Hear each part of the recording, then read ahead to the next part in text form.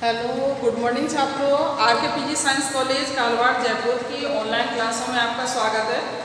साथियों, हमने पिछले वीडियो में पढ़ा था, अध्ययन किया था बीए सेकेंड ईयर के द्वितीय प्रश्न पत्र साहित्य हिंदी में 7 एकांकियों में से चौथे नंबर की एकांकी ममता का विष, जिसके लेखक हैं विष्णु प्रभाकर। ये मनोवैज्ञानिक एकांकी है साथियों। तो इसका पहला क्वेश्चन हमने अध्ययन कर लिया है पिछले वीडियोज में। अब हम चलते हैं द्वितीय क्वेश्चन पर। द्वितीय क्वेश्चन में आपको क्या पूछा जा रहा है साथियों, देखेंगे आगे।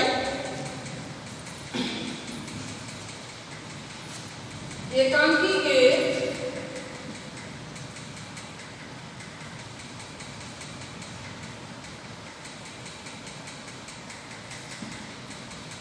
तत्वों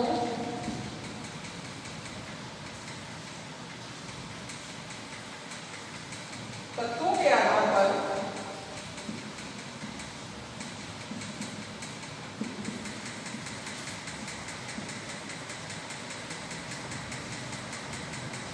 ममता का विष एकांकी की समीक्षा कीजिए।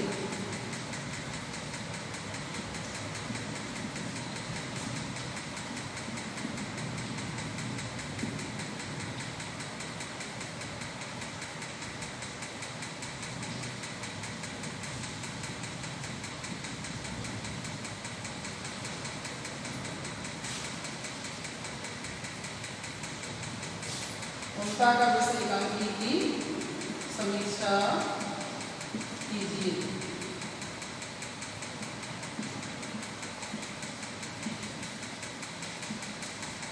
तो मित्रों, इसमें ये क्वेश्चन है आपका दूसरा।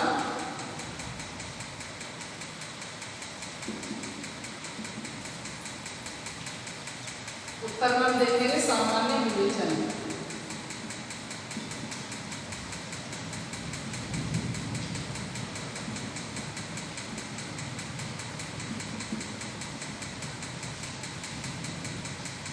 सामान्य विवेचन में हम साथियों देखेंगे ममता का विष एकांकी की समीक्षा।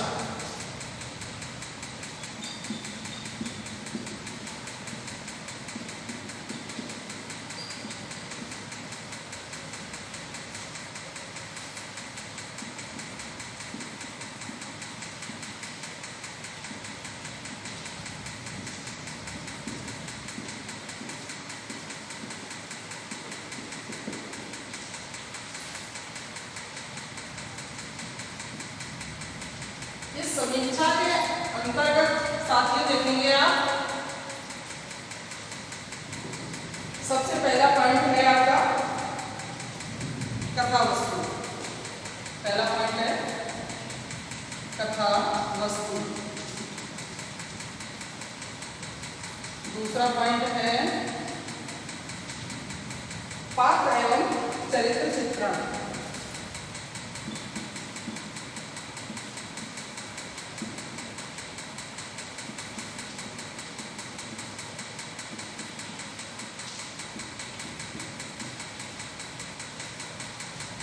पॉइंट नंबर 3,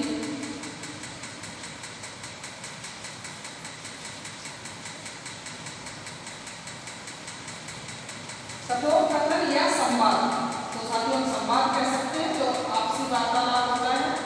संवाद और कथोपकथन एक ही बात होती है, कथोपकथन। क्योंकि साथियों कई बार कंफ्यूज हो जाते हैं कथोपकथन क्या है, संवाद को जल्दी से समझ लेते हैं कि संवाद आपसी वार्तालाप को कहते हैं, लेकिन कथोपकथन आते ही हमारा दिमाग साइड में हो जाता है। सोच लेते हैं कि पता नहीं संवाद और कथोपकथन का क्या मतलब है। तो एक ही बात होती है, संवाद या कथोपकथन। पॉइंट नंबर 4, देश काल या वातावरण।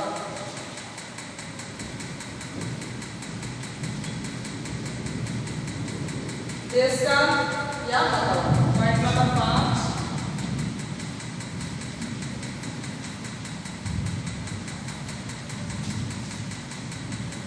देश काल तथा वातावरण। पॉइंट नंबर 5 भाषा शैली।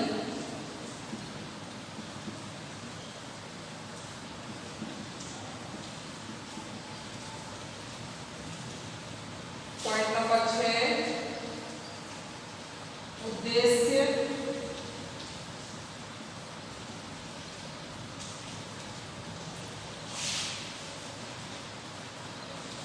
फिर आते हैं आपके 7वें नंबर पे अन्य तत्व। पॉइंट नंबर 7 अन्य तत्व। और साथियों बाद में है आपका निष्कर्ष। 7वें पॉइंट के बाद में है आपका निष्कर्ष।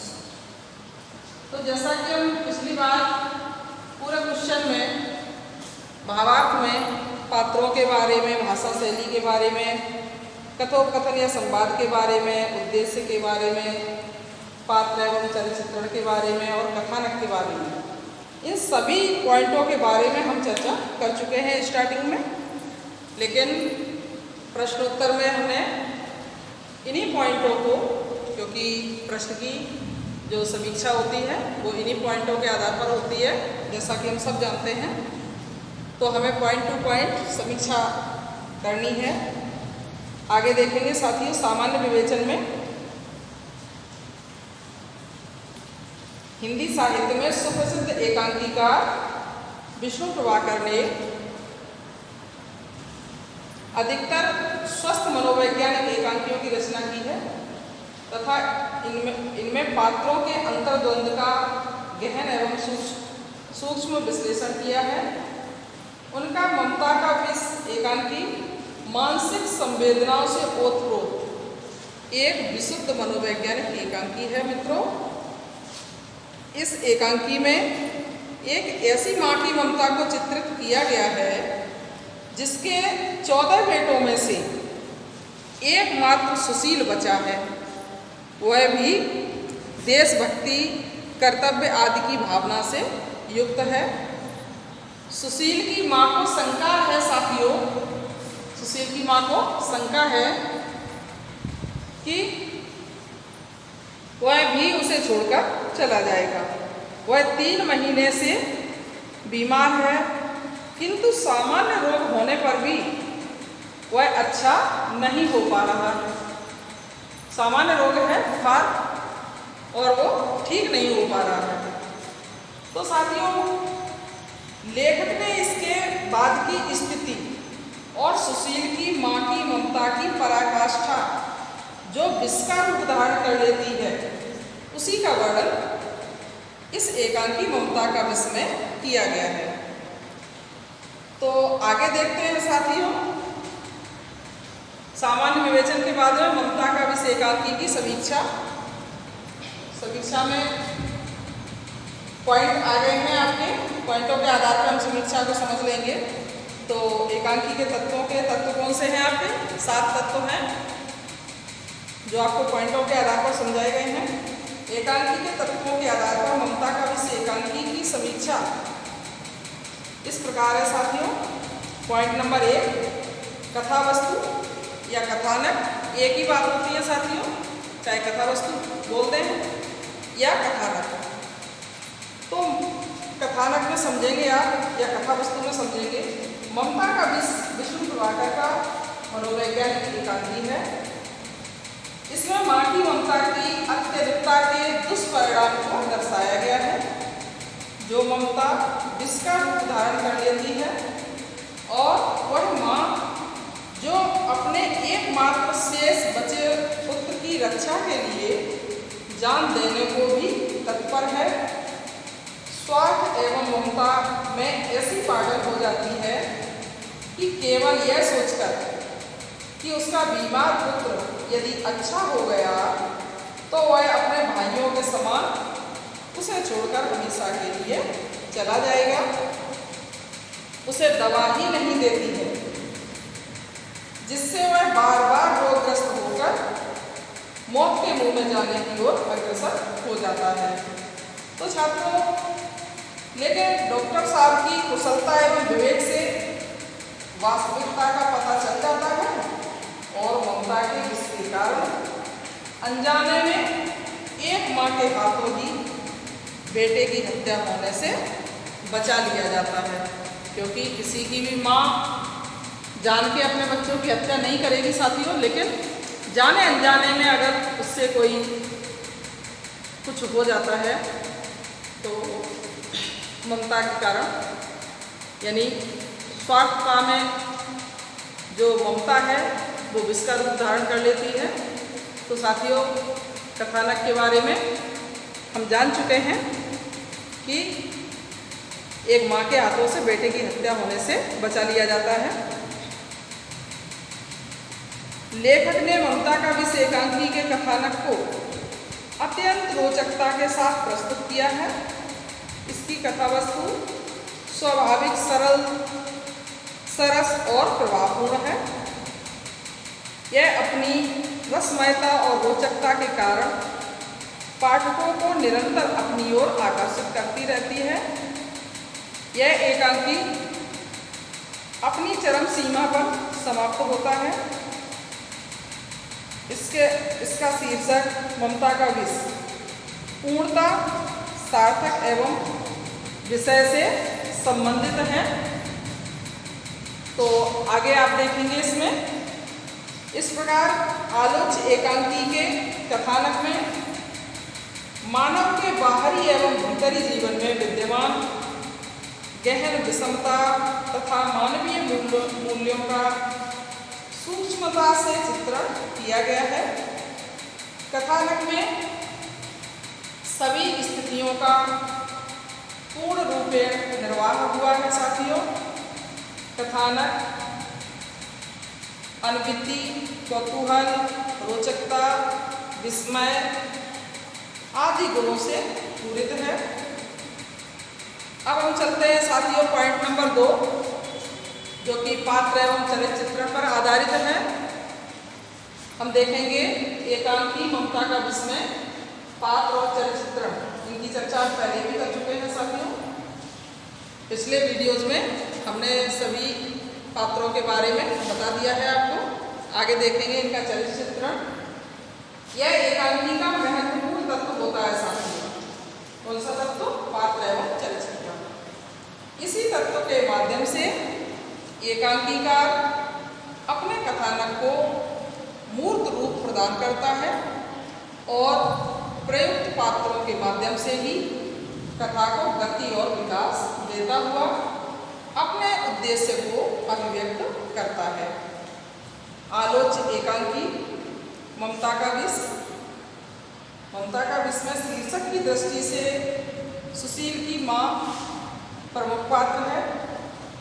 सहायक पात्रों में जैसे हमने पहले भी आपको समझा दिया है, सुशील का पिता डॉक्टर और चंद्रा जो जेठ की बेटी है वो हैं, जो कथा विकास और चरित्रोद्घाटन हेतु प्रयुक्त हुए हैं।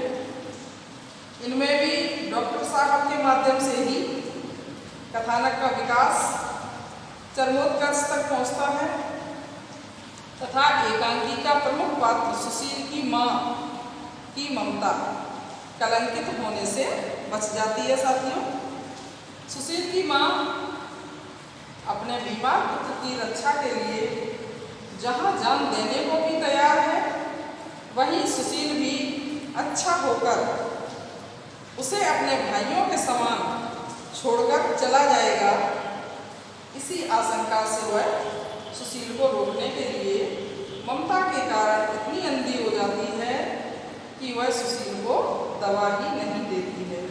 वह सोचती है साथियों कि बीमार रहने पर ही सुशील मेरे पास रहेगा, किंतु एक तरह से दवा न देकर वह अपने ही हाथों से बेटे की हत्या कर रही है। तो साथियों, ये बहुत ही मन को विचलित कर देने वाला तथ्य है।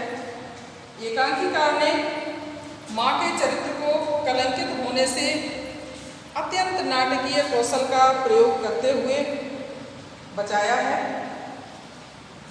डॉक्टर के माध्यम से असलियत का पता लगा लिया जाता है तथा उसका यह कथन, हाँ माँ अपने ही हाथों से बेटे की हत्या कर रही है, पर वह जानबूझकर नहीं करती है। ममता के इसने उसे पागल बना दिया है।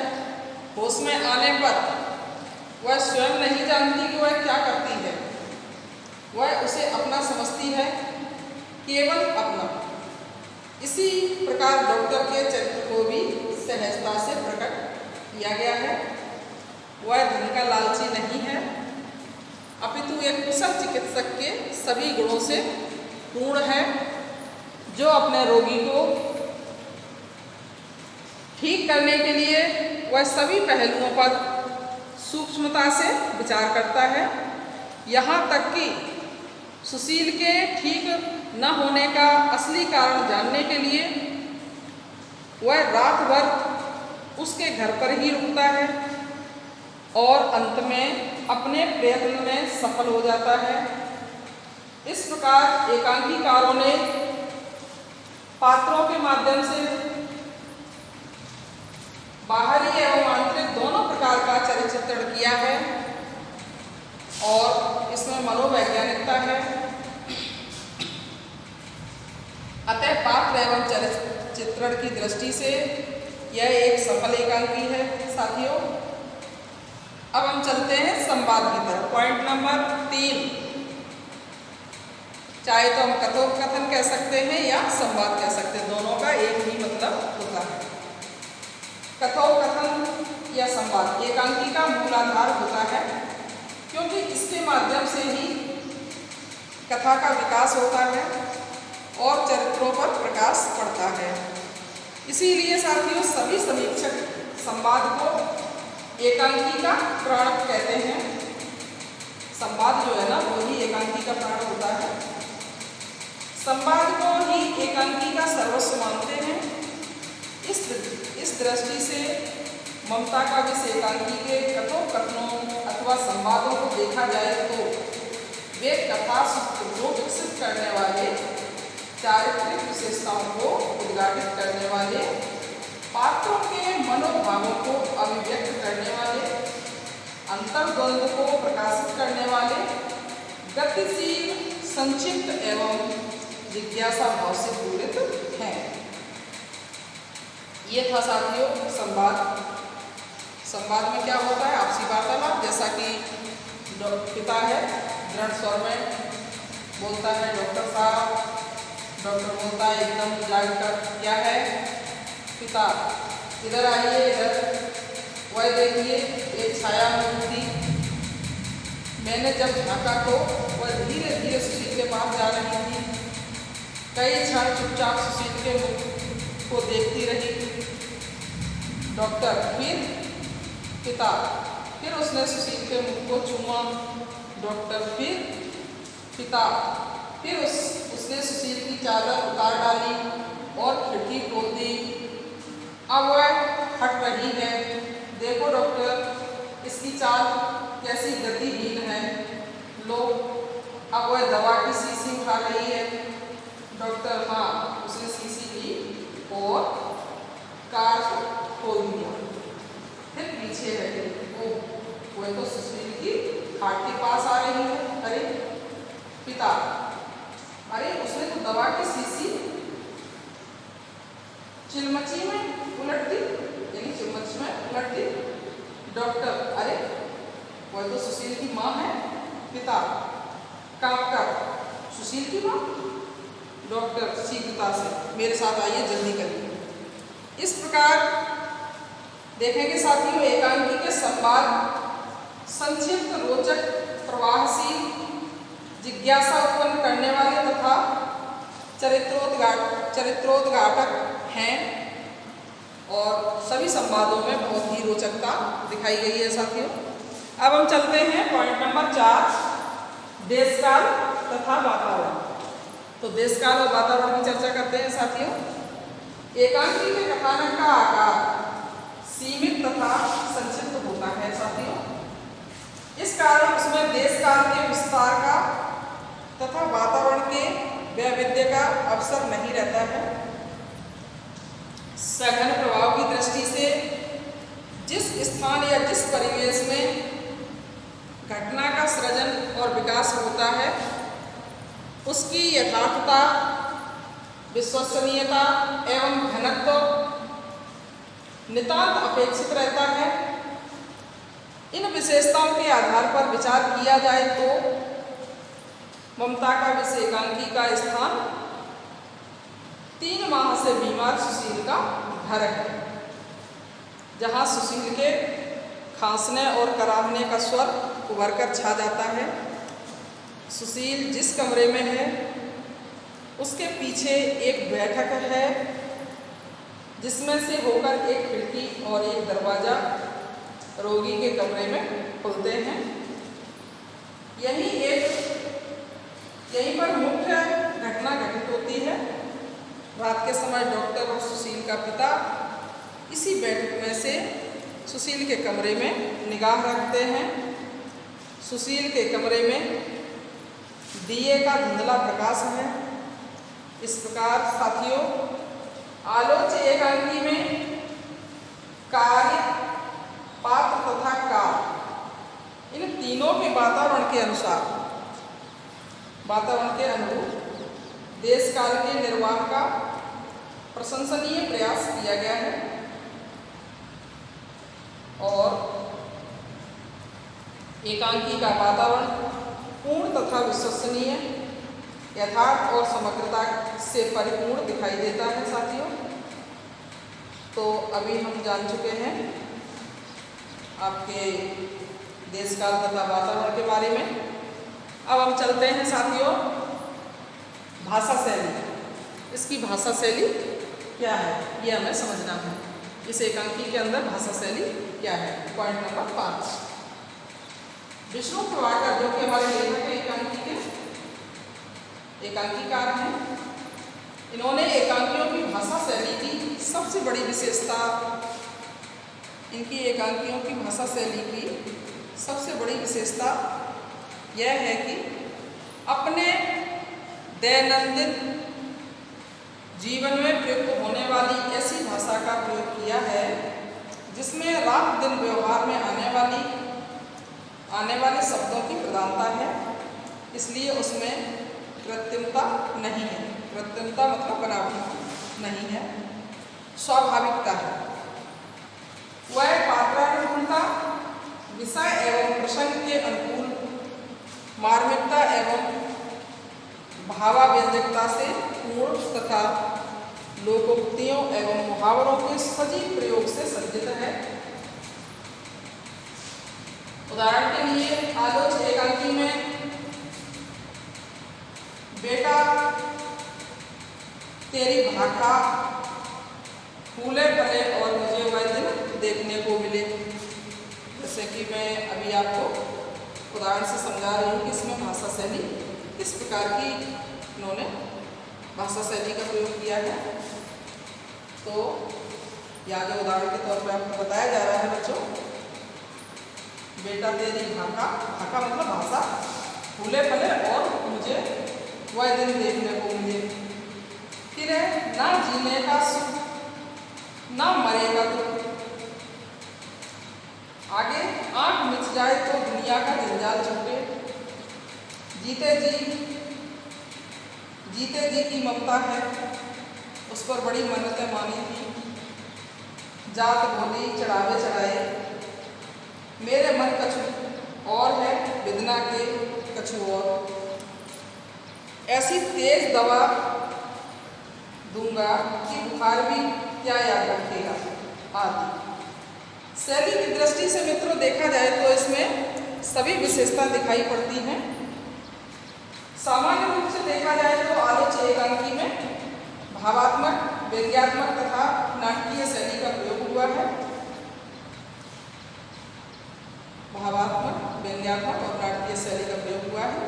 इस प्रकार भाषा शैली के प्रयोग से ममता का विषय एकांकी पूर्णतया संप्रेष्य एवं उद्देश्याभिव्यक्ति में सक्षम है। साथियों,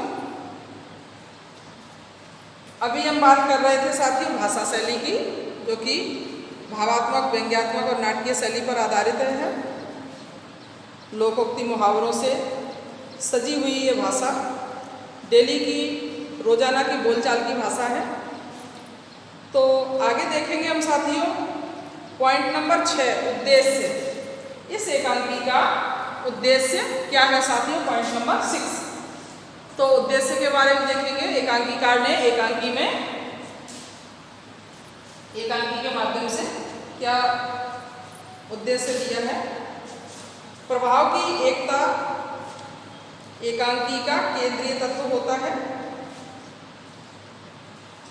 एकांकी का कथा, संवाद तथा पात्र योजना का संपूर्ण ढांचा इस प्रकार तैयार करता है कि उससे प्रभाव ऐक्य संगठित होकर उद्देश्य की अभिव्यक्ति करने में सक्षम हो जाता है।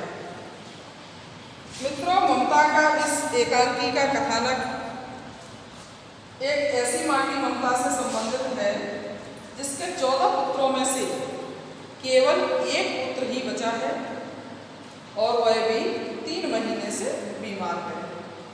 इस एकांकी का मूल उद्देश्य है साथियों माँ की ममता को पहचानना, किंतु भावावेश में न आकर वास्तविक तथ्य का पता लगाकर समस्या का निदान करना है। इस पूरी एकांकी का जो मूल उद्देश्य है साथियों वो यही है कि इस माँ की ममता को पहचानना और भावावेश में न आकर बल्कि वास्तविक तत्व को पता लगाकर उस समस्या का निदान करना, ये इसका मूल उद्देश्य है। सुशील की माँ अपने एकमात्र शेष बचे बेटे को ना तो पीड़ित देखना चाहती है और ना ही उसे अच्छा होने देना चाहती है।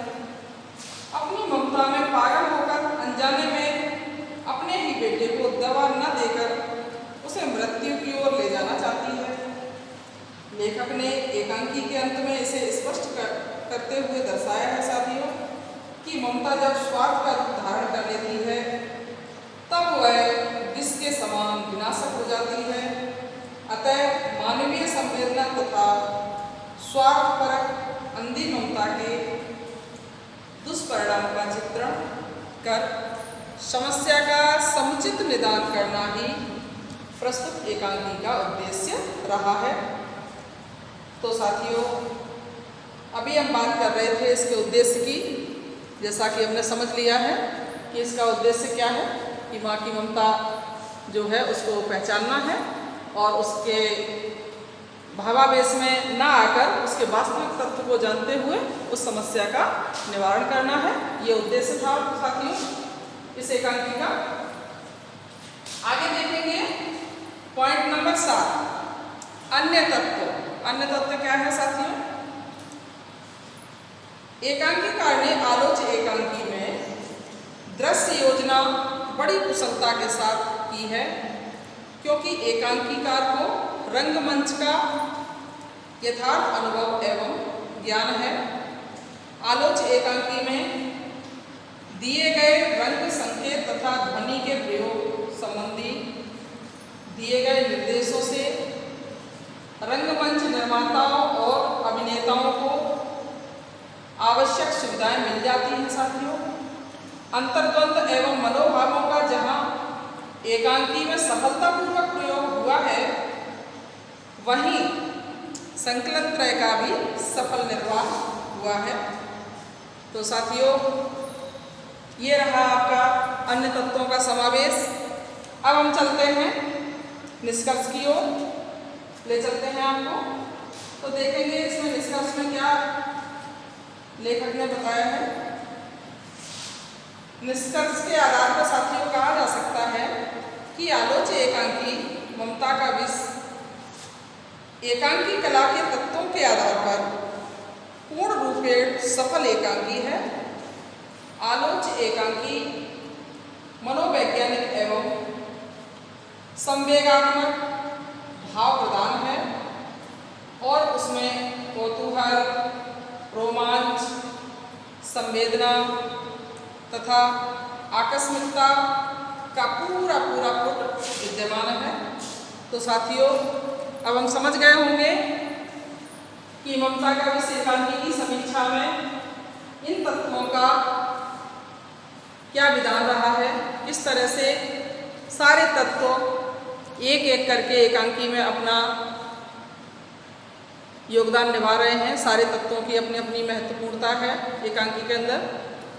तो साथियों, इस प्रकार ये एकांकी ममता का विषय एकांकी उद्देश्य सहित भाषा शैली को लेकर निष्कर्ष पर पहुंचती है। अभी हम इस क्वेश्चन को समझ चुके होंगे साथियों, आगे चलते हैं।